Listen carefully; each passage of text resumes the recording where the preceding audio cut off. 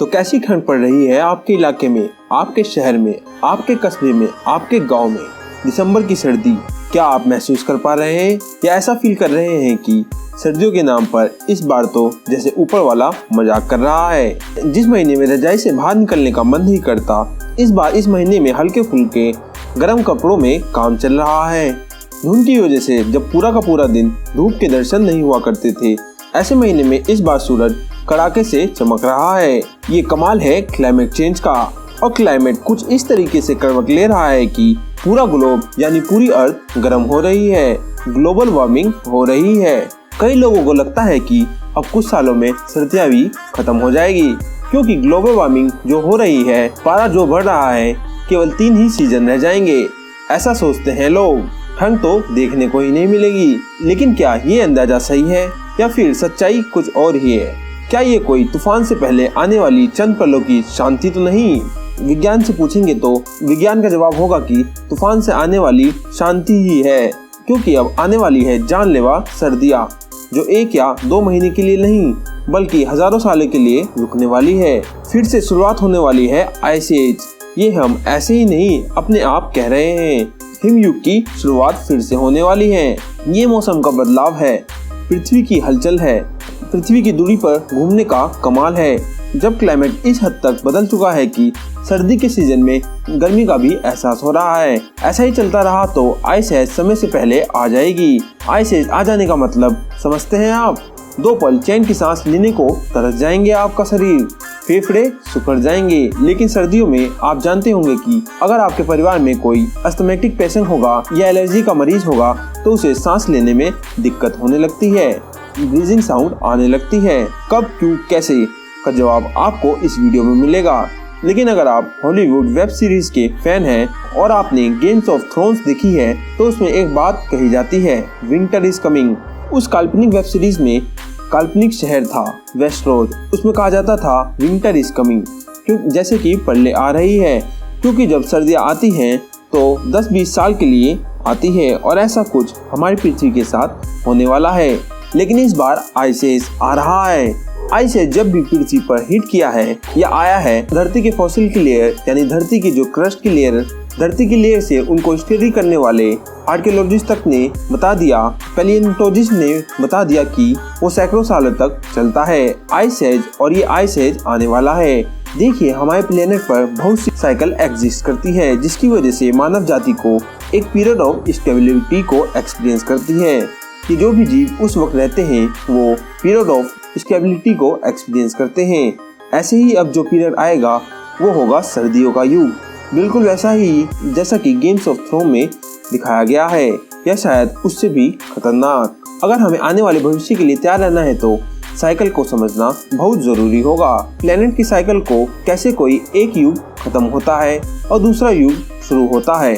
आपने पुराणों के युग के बारे में सुना होगा, लेकिन ये पृथ्वी के युग की बात हो रही है, हमारे सोलर सिस्टम के युग की बात हो रही है। आज हम जिस युग में जी रहे हैं वो 10,000 साल से चल रहा है, लेकिन उससे पहले पृथ्वी पर हिमयुग था। सिर्फ 10,000 साल पहले पृथ्वी पर हिमयुग था, करीब 20,000 साल पहले, जिसमें पृथ्वी का एक बहुत बड़ा भाग 3 से 4 किलोमीटर मोटी बर्फ की चादर से ढका हुआ था और पहाड़ों से भी ज्यादा कठोर और बड़े बड़े ग्लेशियर हमारे इस प्लेनेट पर मौजूद थे। फिर पृथ्वी की साइकिल की वजह से पृथ्वी सूरज से थोड़ा नजदीक पहुंची और बर्फ पिघलनी शुरू हुई और 11,000 साल पहले तक सारी बर्फ पिघल गई। लेकिन पृथ्वी पर वही बर्फीला युग दोबारा लौटने वाला है। ये तो आपको पता होगा कि पृथ्वी सूरज के चारों ओर एक ऑर्बिट में चक्कर लगाती रहती है, मगर ये चक्कर सर्कल शेप में नहीं, ओवल शेप में यानी कि अंडाकार पाथ में होता है। यानी अर्थ का ऑर्बिट भी गोल नहीं, अंडाकार है और पृथ्वी की धुरी भी सीधी नहीं है। इसलिए पृथ्वी सूरज की ओर थोड़ी झुकी हुई रहती है। पृथ्वी तिरछे पैन में घूमती है, इसलिए हर हिस्से के मौसम कुछ सालों के अंतराल में बदलते रहते हैं। आइस एज तब आती है जब पृथ्वी अपने ऑर्बिट में सूरज से इतनी दूर हो जाती है कि पूरी पृथ्वी पर ही सूरज की गर्मी बहुत कम पहुंचने लगती है और यह आइस एज हजारों साल तक रहती है। इन साइकिल का अर्थ की क्लाइमेट पर क्या असर होता है, ये एक्सप्लेन किया गया था 1910 में और इसमें एक सर्बियन साइंटिस्ट मिलोटिन मिलियनकोविच ने एक्सप्लेन किया था, इसलिए इसका नाम मिलिनकोविच साइकिल पड़ गया। इन्होंने डिटेल मैनर में समझाया था कि कैसे पृथ्वी और सूरज के बीच की दूरी और सूरज की पृथ्वी पर प्रभाव बदलता रहता है और कैसे पृथ्वी का क्लाइमेट अचानक से बदल जाता है। मिलेंकोविच के अकॉर्डिंग पृथ्वी की 3 ऐसी साइकिल है जिसकी वजह से सूरज की गर्मी पृथ्वी के क्लाइमेट को प्रभावित करती है। पहली साइकिल, पृथ्वी का ओवल शेप में सूरज के चक्कर लगाना और अर्थ के ऑर्बिट का हमेशा एक जैसा न रहना। दोस्तों, जैसा हमने आपको बताया कि पृथ्वी सर्कल शेप में नहीं बल्कि ओवल शेप में सूरज के चक्कर लगाती है, यानी पृथ्वी का ऑर्बिट ओवल शेप का है, जो मिलेंकोविच ने एक्सप्लेन किया था। साथ ही ऑर्बिट भी हमेशा एक जैसा नहीं रहता, ऑर्बिट की शेप ओवल शेप भी बदलती रहती है। इसे बदलने में करीब 1 लाख साल लग जाते हैं। जैसे ये शेप बदलती है, पृथ्वी की सूरज से दूरी भी बदल जाती है और सूरज से कितनी गर्मी पृथ्वी तक पहुंचेगी उसमें भी बदलाव हो जाता है। मिलेंकोविच इसे इंटेंसिटी कहा है, नाम याद कर लीजिए, इंटेंसिटी। दूसरा है पृथ्वी के एक्सिस का झुकाव। जैसा कि हमने बताया है कि अर्थ की धुरी सीधी नहीं है, पृथ्वी सूरज की तरफ थोड़ी तिरछी है, झुकी हुई है। ये झुकाव 23.5 डिग्री का है।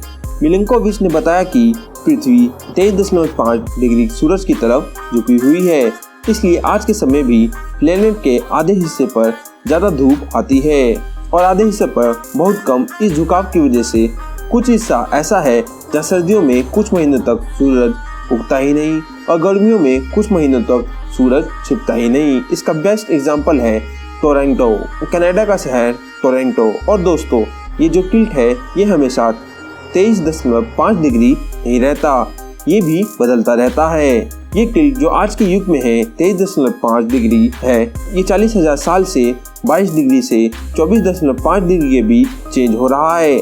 आज से 10,700 साल पहले पृथ्वी का टिल्ट सूरज की तरफ मैक्सिमम था। इस एक्सप्लेनेशन को मिलेंकोविच ने ऑब्लिक्विटी नाम दिया है। ऑब्लिक्विटी इसी की वजह से अर्थ पर अलग अलग सीजन आते हैं। तीसरा फैक्टर है प्रीसेशन।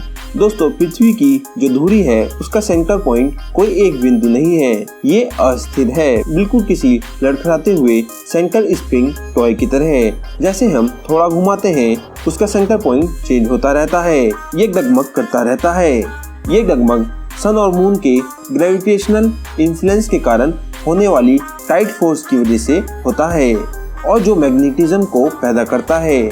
ग्रेविटेशनल इन्फ्लुएंस की वजह से सन और मून दोनों की ये समझ लीजिए कि ग्रेविटेशनल फोर्स है, उसकी टिल्ट फोर्स की वजह से ऐसा डगमगाती रहती है हमारी पृथ्वी, जिससे अर्थ रोटेशन पर प्रभाव पड़ता है। इस साइकिल को एक्सियल प्रीसेशन कहते हैं और एक्सियल प्रीसेशन का साइकिल 25,771.5 साल में पूरा होता है, यानी ये धुरी का चक्कर भी बहुत जल्द पूरा नहीं होता। एक चक्कर पूरा होने में हजारों साल लग जाते हैं। दोस्तों, यही है वो 3 साइकिल जिसके तालमेल से एक ऐसा टाइम आ जाता है कि पूरा प्लेनेट अर्थ बर्फ के गोले से कम नहीं रह जाता। ये समय अभी नहीं आने वाला, ये समय आने में लगभग अभी हजारों साल लग जाएंगे।